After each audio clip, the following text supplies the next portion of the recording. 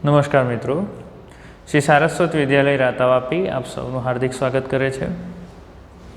મિત્રો, હું વિશેષ ગોસ્વામી આજે ધોરણ 12માં જીવ વિજ્ઞાન વિષય સાથે પ્રકરણ નંબર 6 આનુવંશિકતાનો આણ્વીય આધાર ચેપ્ટર વિશે ચર્ચા કરીશ. આની અંદર આપણે આના પહેલાંના પાર્ટમાં ડીએનએ વિશે અભ્યાસ કર્યો, ન્યુક્લિક એસિડ વિશે અભ્યાસ કર્યો. તો હવે આ ડીએનએ જે છે, ડીએનએ ક્યાં હાજર છે? તો મિત્રો, આ કોષ છે, આ એનું કોષ કેન્દ્ર, અને આ કોષ કેન્દ્રની અંદર ડીએનએ હાજર હોય, જનીન દ્રવ્ય હાજર હોય છે. બરાબર છે.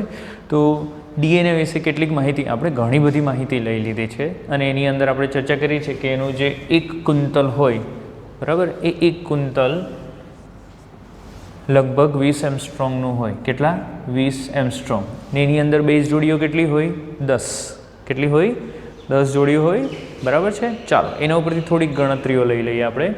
તો ડીએનએ કુંતલ જે છે, કુંતલનું પેકેજિંગ કઈ રીતનું છે, આ ખૂબ જ મહત્ત્વનો આઈએમપી પ્રશ્ન કહેવાય તો ચાલે. આઈએમપી કહીશું ખોટું કંઈ જ નથી. બોર્ડ એક્ઝામમાં આ પ્રશ્ન સવિસ્તાર સમજાવો આવવાની સંભાવના પૂરેપૂરી છે. ખૂબ મહત્ત્વનો પ્રશ્ન છે. તો આપણે જોઈએ કયા કયા મુદ્દા એમાં તમારે લખવાના છે. તો પોલિમર જે છે, આ પોલિમર જ છે. ડીએનએ શેનો બનેલો છે? ન્યુક્લિયોટાઇડ્સનો બનેલો છે. આપણે ભણી ગયા. એ ન્યુક્લિયોટાઇડ ઘણા બધા ગોઠવાશે એકસાથે, લાંબી શૃંખલા બનાવે એટલે એને પોલીન્યુક્લિયોટાઇડ શૃંખલા કહેવાય. એટલે પોલિમર જ થયું એક પ્રકારનો એ. તો પોલિમરની લંબાઈ ગણતરીમાં આવશે, નીટમાં પૂછી શકાય, એને મહત્ત્વનું છે. તો 2 ક્રમિક જોડી વચ્ચેનું અંતર કેટલું છે? 2 ક્રમિક જોડી વચ્ચેનું અંતર એટલે 2 ક્રમિક બેઝ પેરની જોડી વચ્ચેનું અંતર કેટલું છે? આ ડીએનએ હોય, બરાબર છે. તો એમાં આ એક બેઝ પેર, આ બીજો બેઝ પેર, આ બે વચ્ચેનું અંતર કેટલું હોય? તો આ ટોટલ 20 એમસ્ટ્રોંગ નથી, આ 3.4 નેનોમીટર છે, બરાબર, એટલે 34 એમસ્ટ્રોંગ છે. હા, યાદ રાખજો. કેટલું? 34 એમસ્ટ્રોંગ. એક મિસ્ટેક છે, 34 એમસ્ટ્રોંગ જેટલું છે. તો 34 એમસ્ટ્રોંગ હોય તો આમાં એક કુંતલની અંદર કેટલા હશે? 10 બેઝ પેર હોય એટલે 34 ભાગ્યા 10 એટલે કેટલું થશે? આ 3.4 એમસ્ટ્રોંગ. તો 2 ક્રમિક બેઝ જોડી વચ્ચેનું અંતર કેટલું છે? 3.4 એમસ્ટ્રોંગ, અથવા એને નેનોમીટરમાં ગણીએ તો 0.34 નેનોમીટર. ઠીક છે. તો અહીં 2 ક્રમિક જોડી વચ્ચેનું એટલે કે બેઝ પેરની બેઝ જોડીઓ વચ્ચેનું અંતર કેટલું છે? 0.34 નેનોમીટર અથવા 3.4 એમસ્ટ્રોંગ. કન્ફ્યુઝ નહીં થવું, કોઈ બી એક જ યાદ રાખવું આપણે.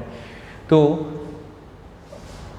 આપણું જે ડીએનએ છે એટલે કે સુકોષ કેન્દ્રી સસ્તન પ્રાણીઓ જે છે, સસ્તન પ્રાણીઓના કોષ કેન્દ્રમાં ડીએનએ જો આખું ખેંચી કાઢીએ આપણે અને એના બેઝ પેર ગણીએ તો એમાં લગભગ 6.6 × 10⁹ બેઝ પેર આવેલા છે. કેટલા? 6.6 × 10⁹ બેઝ પેર.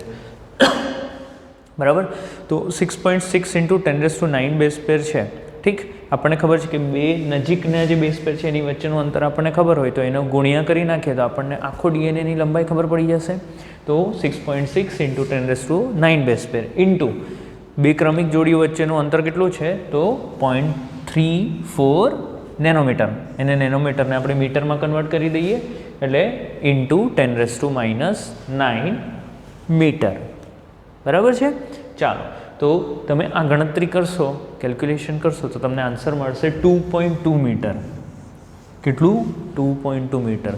એટલે હું મારો કોઈ દૈહિક કોષ કાઢું અને એ દૈહિક કોષની અંદર જે કોષ કેન્દ્ર છે એ કોષ કેન્દ્રમાંથી ડીએનએનો દોરો ખેંચું, બરાબર, તો પછી એ કેટલો લાંબો? 2.2 મીટર. આ 1 મીટર, આ બીજું મીટર અને થોડું વધારે એટલે લગભગ આ બોર્ડ જેટલું થઈ જશે, 2.2 મીટર જેટલો.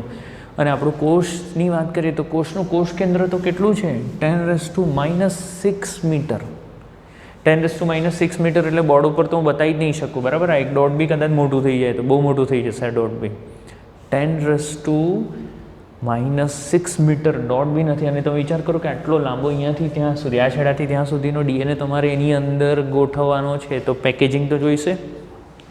આપણે ઉત્તરાયણની અંદર 2000 વાર 5000 વાર દોરો પવડાવીએ એટલે કેટલો લાંબો હોય, પણ આપણે ફિરકીમાં આવી જશે, લપેટશું બરાબર તો આવી જશે ને. તો તેવી જ રીતે અહીંયા પણ ડીએનએ જે છે, ડીએનએ 2.2 મીટર ભલે લાંબો હોય, પરંતુ એને એવી રીતે ગોઠવીશું, એવી રીતે પેકેજિંગ કરીશું આપણે કે જેનાથી એ આ નાના કોષ કેન્દ્રની અંદર સમાવેશિત થઈ જશે.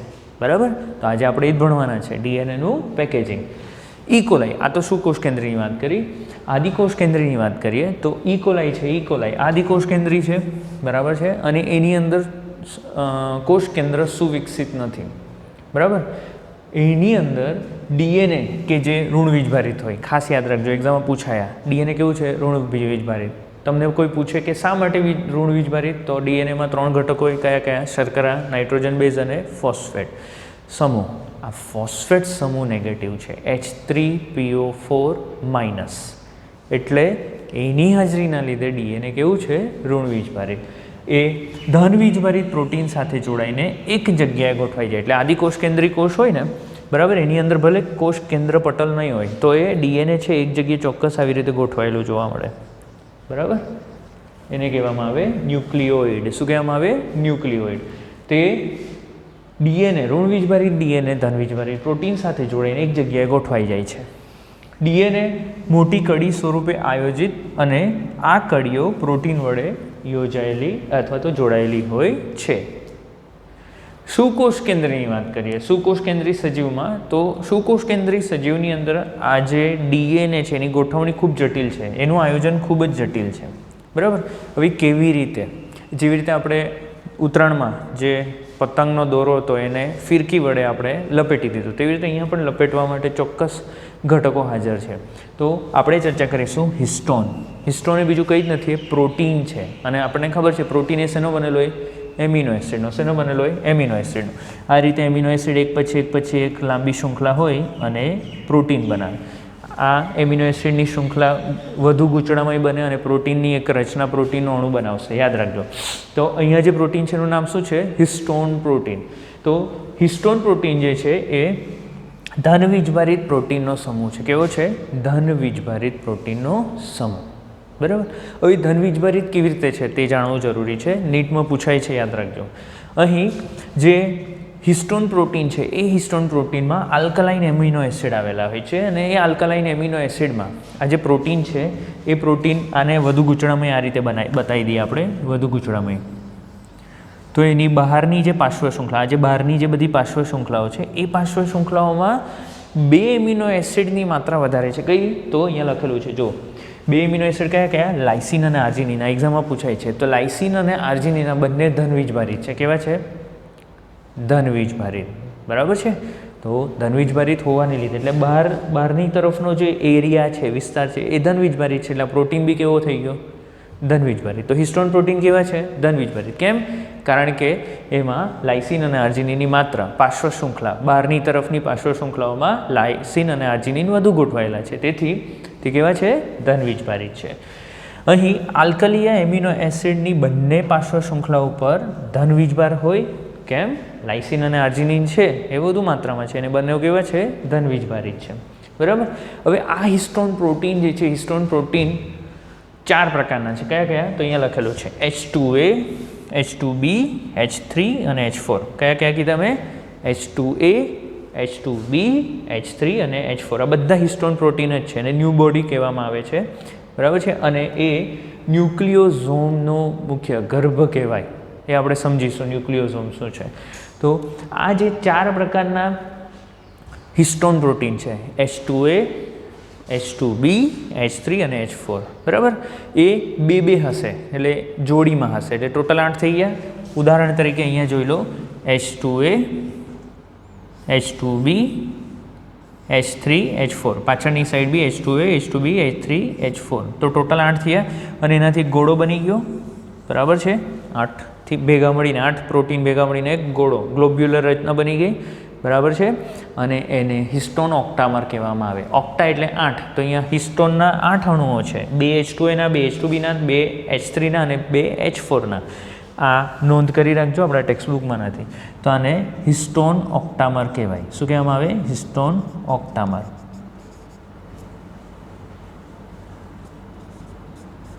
હવે આ હિસ્ટોન ઓક્ટામર કેવું છે?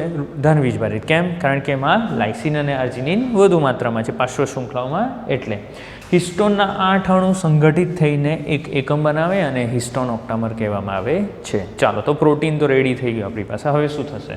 તો હવે ન્યુક્લિયોઝોમ કેવી રીતે બને છે? આ જે હિસ્ટોન ઓક્ટામર છે એ હિસ્ટોન ઓક્ટામરની ફરતે ડીએનએ લપેટાશે. બરાબર? આ ડીએનએ આપણે જે દોર્યો એ ડીએનએ આની ફરતે લપેટાશે.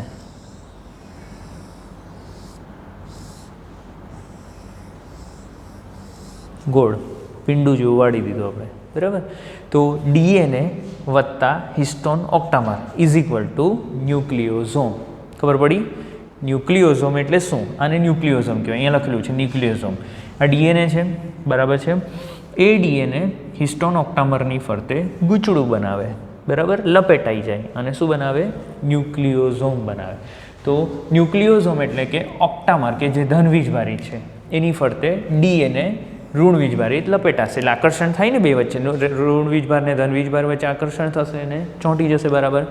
અને અહીં જે ડીએનએ લપેટાય છે એ ડીએનએ કેટલો લપેટાય? તો 200 બેઝ પેર જેટલો લપેટાય. કેટલો? 200 બેઝ પેર. તો તેની લંબાઈ તમારે માપવી હોય તો કેવી રીતે કરશો? તો અહીંયા ગણતરી છે જ 200 બેઝ પેર બરાબર છે ગુણ્યા 0.34 × 10⁻⁹. એટલે તમને ખબર પડી જશે કે કેટલા મીટર જેટલો. એટલે મીટરમાં નહીં આવશે આન્સર, પણ એ કેટલો તાતણો લપેટાશે એ તમે ગણતરી કરી શકો. બરાબર છે? નેનોમીટરમાં બી ગણવું હોય તો તમારે અહીંયા 200 બેઝ પેર ગુણ્યા 0.34 ગણતરી કરશો એટલે તમને આન્સર મળી જશે કે એક ન્યુક્લિયોઝોમ જે છે એ ન્યુક્લિયોઝોમની ફરતે ડીએનએનો કેટલો તાતણો લપેટાયેલો હોય. ઠીક છે? ચાલો, તો આને કહેવામાં આવે ન્યુક્લિયોઝોમ. આ મુખ્ય એકમ છે, યાદ રાખજો. ન્યુક્લિયોઝોમ એ મુખ્ય એકમ છે ડીએનએ પેકેજિંગમાં. તો ન્યુક્લિયોઝોમ, હા, અને એક વસ્તુ યાદ રાખવાનું, આ અહીં છૂટો નહીં થઈ જાય એના માટે એક બીજો પ્રોટીન હિસ્ટોન પ્રોટીન આવેલો છે, એને H1 પ્રોટીન કહેવામાં આવે. શું કહેવામાં આવે? H1. એટલે ટોટલ અહીંયા 5 પ્રકારના પ્રોટીન હિસ્ટોન પ્રોટીન આવ્યા. બરાબર? 8 ઓક્ટામર તરીકે અંદર છે જે હિસ્ટોન ઓક્ટામર બનાવે અને બહાર એક H1 પ્રોટીન છે જે શું પેકેજિંગને પકડી રાખશે એટલે ડીએનએ છૂટો નહીં થઈ જાય ત્યાંથી. ક્રોમેટીન એટલે શું? તો હવે આ રીતે આ એક હિસ્ટોન ઓક્ટામર છે, તેવી રીતે ઘણા બધા હિસ્ટોન ઓક્ટામર ભેગા થશે. બરાબર? ચાલો, તો આપણે એક કામ કરીએ, જોઈ લઈએ. અહીં હું હિસ્ટોન ઓક્ટામર બતાવું છું. આ 1, આ 2, 3, 4. ઠીક છે? ચાલો, એની ફરતે ડીએનએ લપેટાશે.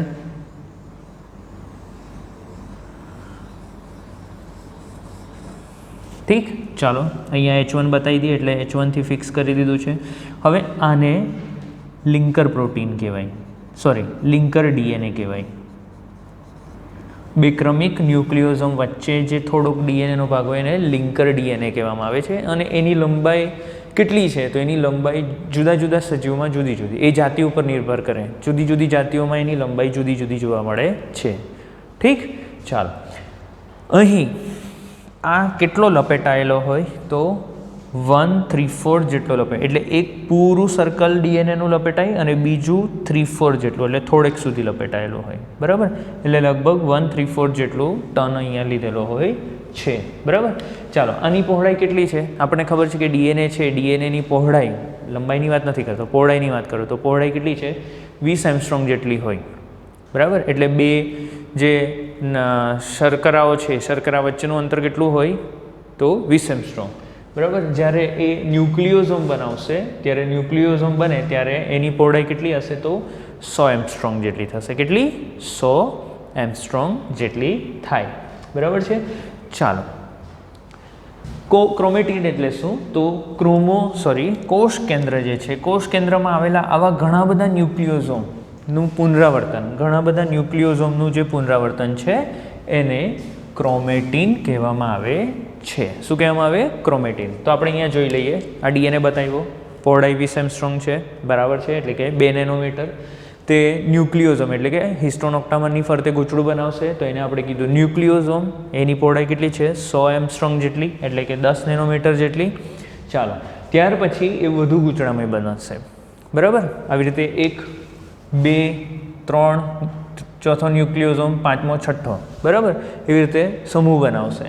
તો એને કહીશું આપણે સોલેનોઇડ. યાદ રાખજો સોલેનોઇડ કે જેની અંદર 6 જેટલા ન્યુક્લિયોઝોમ, એટલે આ એક સોલેનોઇડ થઈ ગયો. ઠીક છે. તો સ્વાભાવિક છે પહોળાઈ વધી એટલે કેટલી થઈ? 300 એમસ્ટ્રોંગ જેટલી. કેટલી? 300, બરાબર. 1, 2, 3 જેટલા એમ લગભગ એમ જોવા જઈએ તો પહોળાઈ તો 300 એમસ્ટ્રોંગ અથવા 30 નેનોમીટર. આને કહેવાય સોલેનોઇડ. યાદ રાખજો સોલેનોઇડ એટલે શું? 6 જેટલા ન્યુક્લિયોઝોમથી બનતી રચનાને સોલેનોઇડ કહેવાય. 6 કરતાં વધી જશે, બરાબર. હવે આને નજીક નજીક ગોઠવો. 1 આવો, 2, 3, 4 એવા ઘણા બધા સોલેનોઇડ ભેગા થઈ જાય તો એ વધુ ગૂંચળામય રચના થઈ ગઈ તો એને સુપર સોલેનોઇડ કહેવાય. શું કહેવાય? Super solenoid. કે જેમાં ન્યુક્લિયોઝોમની સંખ્યા 6 કરતાં વધારે છે. એની એમસ્ટ્રોંગ કેટલું થશે? 3000 એમસ્ટ્રોંગ અથવા 300 નેનોમીટર, બરાબર. આ જે સુપર સોલેનોઇડ છે એ સુપર સોલેનોઇડ વધુ ને વધુ ગૂંચળામય બનતું જશે અને એને રંગસૂત્રિકા કહેવાય. શું કહેવામાં આવે? રંગસૂત્રિકા. આ રંગસૂત્રિકા હવે જ્યારે કોષ વિભાજન થવાનું હોય ત્યારે ચોક્કસ રચના ધારણ કરશે અને એને આપણે શું કહીશું? રંગસૂત્ર. શું કહીશું? રંગસૂત્ર. રંગસૂત્રિકા 7000 એમસ્ટ્રોંગ અને રંગસૂત્ર 14000 એમસ્ટ્રોંગ, બરાબર છે. ચાલો, તો ડીએનએનું પેકેજિંગ કંઈક આ રીતનું છે અને આને ક્રોમોઝોમમાંથી તમે રંગસૂત્રમાંથી દોરી ખેંચી કાઢશો એટલે આ રીતની તમને રચનાઓ પછી જોવા મળશે. છેલ્લે આવી રચના ડીએનએની મળી જશે તમને. એટલે આપણે ઝૂમ કરીને આને ઝૂમ કર્યું તો એટલે કે રંગસૂત્રને ઝૂમ કર્યું તો રંગસૂત્રિકા દેખાય, રંગસૂત્રિકાને ઝૂમ કર્યું તો સુપર સોલેનોઇડ દેખાય, સુપર સોલેનોઇડને ઝૂમ કર્યા તો સોલેનોઇડ દેખાયા, સોલેનોઇડને ઝૂમ કરીને જોયા તો ન્યુક્લિયોઝોમ હતા, ન્યુક્લિયોઝોમને ઝૂમ કર્યા તો એમાં ડીએનએ અને હિસ્ટોન ઓક્ટામર દેખાયા. ઠીક. ચાલો, ઇલેક્ટ્રોન માઇક્રોસ્કોપમાં તમે જ્યારે જુઓ ત્યારે ઇલેક્ટ્રોન માઇક્રોસ્કોપમાં આ ન્યુક્લિયોઝોમ દોરીમાં પરોવેલા મણકા જેવા દેખાય. બીડ્સ ઓન સ્ટ્રિંગ્સ, બરાબર. દોરીમાં પરોવેલા મણકા જેવા. જો દોરીમાં પરોવેલા મણકા જેવા દેખાશે, બરાબર. ચાલો, રંગસૂત્રની રચના જે છે એમાં કેવી રીતે હોય તો જોઈએ. ક્રોમેટિનમાં આવેલા દોરીમાં પરોવેલા મણકા હજુ વધુ સંગઠિત થાય, બરાબર. દોરીમાં પરોવેલા મણકા હજુ સંગઠિત થાય, જોયું, બરાબર છે. અને હજુ વધુ સંગઠિત થઈને તંતુની રચના કરે અને એને ક્રોમેટિડ તંતુ કહેવાય. આપણે ક્રોમેટિડ તંતુ અહીંયા બતાવ્યા, બરાબર. અને એને ક્રોમેટિડ તંતુ કહેવામાં આવે છે. જ્યારે કોષ વિભાજનમાં જાય અને કોષ વિભાજનમાં બી કઈ અવસ્થા? તો ભાજનાવસ્થામાં જ્યારે જશે ત્યારે તે વધુ સંગઠિત થાય અને વધુ ગૂંચળામય બને, વધુ સંગઠિત થઈને વધુ ગૂંચળામય બને અને એને રંગસૂત્ર કહેવાય. તો મારો પ્રશ્ન છે કે શા માટે આટલું બધું સંગઠિત થવાની જરૂર છે? આમ તમે રંગસૂત્ર જે છે આમ તમે જે આ ડીએનએ જે છે ડીએનએ આવી રીતે સાવ સંગઠિત જોવા નહીં મળે કોષની અંદર, બરાબર.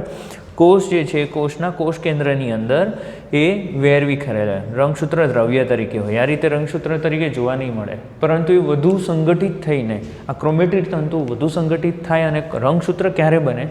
તો જ્યારે કોષ વિભાજન થવાનું હોય ત્યારે ભાજનાવસ્થામાં બને. તો આવું કેમ? સંગઠિત થવાના રીઝન શું છે? તો સંગઠિત થવાનું પહેલું રીઝન એ છે કે જો એ આવી રીતે સંગઠિત નહીં થાય અને કોષ વિભાજન ચાલુ થઈ જાય તો તે વખતે જે કોષરસ છે કોષરસની અંદર આ જે ન્યુક્લિક એસિડ છે એટલે કે જનીન દ્રવ્ય છે એ જનીન દ્રવ્ય વિઘટિત થઈ જાય વિવિધ ઉત્સેચકો દ્વારા, કારણ કે સંપર્કમાં આવે એટલે. તો એવું ન થાય એના માટે સંગઠિત થઈને ગોઠવાયેલા રહે, બરાબર, કે એને કોઈ તોડી નહીં શકે. ઠીક. ચાલો, બીજું એ આવી રીતે વ્યવસ્થિત સંગઠિત થશે ને તો આપણે અડધા રંગસૂત્રોને વેચી શકીશું ખૂબ સરળતાથી. અડધા આપણે શું કહેવાય એની અંદર જન્યુઓની અંદર. પછી એ શુક્રકોષો બી હોઈ શકે, અંડકોષો બી, પરંતુ અંડકોષો કે શુક્રકોષો બનતા હોય ત્યારે આ રંગસૂત્રોને સરળતાથી વેચી શકાય જો આ ડીએનએ જે છે એ સંગઠિત સ્વરૂપમાં હોય તો, બરાબર. જ્યારે કોષ વિભાજન નથી થતું ત્યારે સંગઠિત સ્વરૂપમાં નથી તો એનું એક રીઝન છે. કેમ નથી? કારણ કે સંગઠિત સ્વરૂપમાં વધારે પડતું સંગઠિત સ્વરૂપમાં હોય તો પ્રત્યાંકન અને ભાષાંતર ન થઈ શકે. હવે પ્રત્યાંકન ભાષાંતર શું છે આપણે ટૂંક સમયમાં ભણીશું. તો પ્રત્યાંકન ભાષાંતર ન થાય એટલે વધુ સંગઠિત સ્વરૂપમાં સામાન્ય અવસ્થામાં જોવા મળતા નથી. તો આ થઈ રંગસૂત્રની વાત, બરાબર છે. અહીં જ્યારે પેકેજિંગ થયું હોય પછી વધારે પડતું એને પેકેજિંગ કરવાનું હોય, બરાબર છે, ત્યારે હજુ વધારાના પ્રોટીન ભાગ લેશે. એટલે કે એક વધારે કદના મોટા કદના હજુ પ્રોટીન હોય તેની ફરતે આ જે આપણે સોલેનોઇડ કીધા એ સોલેનોઇડ એની ફરતે ગોઠવાયેલા હોય. હવે આ જે પ્રોટીન છે એ પ્રોટીન હિસ્ટોનના નથી બનેલા એટલે એને શું કહેવામાં આવે? નોન હિસ્ટોન ક્રોમોઝોમલ પ્રોટીન કહેવાય. શું કહેવામાં આવે? Non histone. નોન એટલે હિસ્ટોન નથી, નોન હિસ્ટોન ક્રોમોઝોમલ પ્રોટીન. કારણ કે આને હજુ લપેટવાના છે, બરાબર? તો એને લપેટવા માટે હજુ કોઈ પ્રોટીન આવશે, હાજર હશે, એને નોન હિસ્ટોન ક્રોમોઝોમલ પ્રોટીન કહેવાય, જે એસિડિક પ્રકારના હોય. પહેલાં કેવા હતા? હિસ્ટોન પ્રોટીન આલ્કલાઇન પ્રકારના. આ કેવા છે? એસિડિક પ્રકારના હોય છે, બરાબર? ઉચ્ચ સ્તરે ક્રોમેટીન પેકેજિંગ માટે વધારાના પ્રોટીન સાઇટની જરૂર પડે છે અને જેને નોન હિસ્ટોન ક્રોમોઝોમલ પ્રોટીન કહેવામાં આવે છે, બરાબર? હવે આ ક્રોમેટીનના તંતુઓ જે છે, બરાબર, આ રંગસૂત્ર પર ક્રોમેટીન તંતુ જે છે એ તંતુઓ બે પ્રકારના છે. આ રંગસૂત્રનો અમુક ભાગ જે છે એ અમુક ભાગમાં આ ક્રોમેટીન તંતુઓ થોડા છૂટા હોય, છૂટાછવાયા ગોઠવાયેલા, શિથિલ રીતે ગોઠવાયેલા હોય, બહુ વધારે પડતું જકડાયેલા નહીં હોય, બરાબર? તો એને કહેવામાં આવે છે યુક્રોમેટિડ. આ એક્ઝામમાં પૂછાય છે યુક્રોમેટિડ, હિટ્રોક્રોમેટિડ શું છે? તો યુક્રોમેટિડ એટલે શું? તો લાક્ષણિક કોષ કેન્દ્રમાં ક્રોમેટિનનો કેટલોક ભાગ, એટલે રંગસૂત્રમાંનો કેટલોક ભાગ જે છે કેટલોક ભાગ શિથિલ ગોઠવણી ધરાવે, થોડો છૂટો ગોઠવાયેલો, એમ એકદમ થોડો ઢીલો ગોઠવાયેલો, એકદમ ગાઢ નહીં હોય. હવે સ્વાભાવિક છે ઢીલો ગોઠવાયેલો હોય ને એટલે આપણે જ્યારે એને અભિરંજિત કરીએ ને ત્યારે એકદમ ડાર્ક કલરમાં નહીં દેખાય, થોડા ઝાંખા દેખાય. સંગઠિત હોય તો ડાર્ક દેખાશે, છૂટાછવાયા હોય તો શિથિલ ગોઠવણી ધરાવતા હોય તો એ એટલા ડાર્ક નહીં દેખાશે. તો તેથી તે આછા અભિરંજિત હોય. આછા અભિરંજિત છે અને શિથિલ ગોઠવાયેલા. કેમ શિથિલ ગોઠવાયેલા?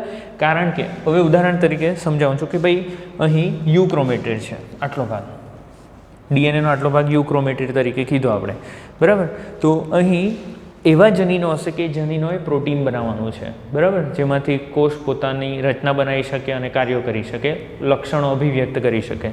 કોઈ એન્ઝાઇમ આપણે લઈ લઈએ, કોઈ ઉત્સેચક બનાવી રહ્યો છે આના દ્વારા, તો એ ઉત્સેચક માટે જવાબદાર જનીન અહીંયા છે. એ જનીન કેવી રીતે ગોઠવાયેલો હોય? યુક્રોમેટિડ તરીકે. કેવી રીતે?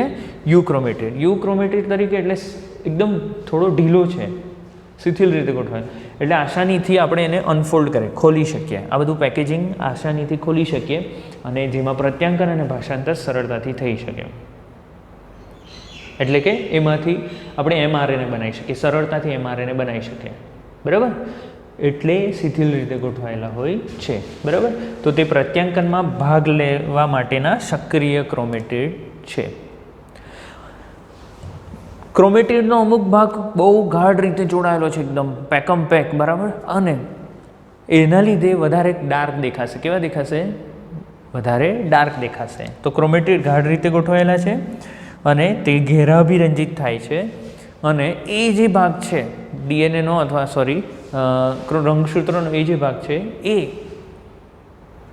પ્રત્યાંકનમાં ભાગ ભજવતો નથી. બહુ ગાઢ રીતે એને છૂટા પડવું અઘરું છે, બધું છોડવું અઘરું છે, એટલે પ્રત્યાંકનમાં ભાગ ભજવશે નહીં, બરાબર છે?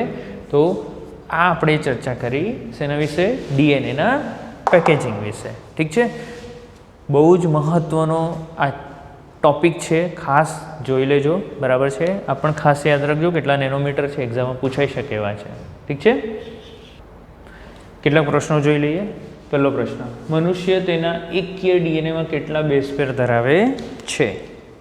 મનુષ્ય તેના ડીએનએમાં કેટલા બેઝ પેર ધરાવે? એક લાક્ષણિક કોષ કેન્દ્રની લંબાઈ ખાલી જગ્યા છે. હિસ્ટોન ઓક્ટામર શેના બનેલા છે? ચોથો પ્રશ્ન, હિસ્ટોન શા માટે ધનવીજભારિત છે?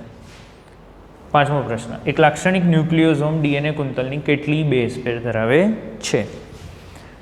છઠ્ઠો પ્રશ્ન, સક્રિય અને નિષ્ક્રિય ક્રોમેટીન એટલે શું? એનએચસી શું છે? ડીએનએ ધનવીજભારિત શા માટે છે? સોલેનોઇડ રચના શું છે? અને મનુષ્યમાં ડીએનએની લંબાઈ મીટરમાં જણાવવાની છે, કેટલી છે? પ્રશ્નો જોઈ લો, પોઝ કરીને તમે આન્સર લખી દો, પછી મારી સાથે આપણે મેચ કરી લઈએ. પહેલું, મનુષ્યમાં તેના એકકીય ડીએનએમાં કેટલા બેઝ પેર ધરાવે? યાદ રાખજો, હા, પ્રશ્નમાં ગૂંચવાઈ નહીં જાય. એકકીય બેઝ પેરની વાત કરી છે. દ્વિકીય માટે આપણે કેટલા હતા? 6.6 હતા ને, 6.6 × 10⁹ એટલે અહીંયા આના માટે એકકીય ડીએનએ એટલે શું?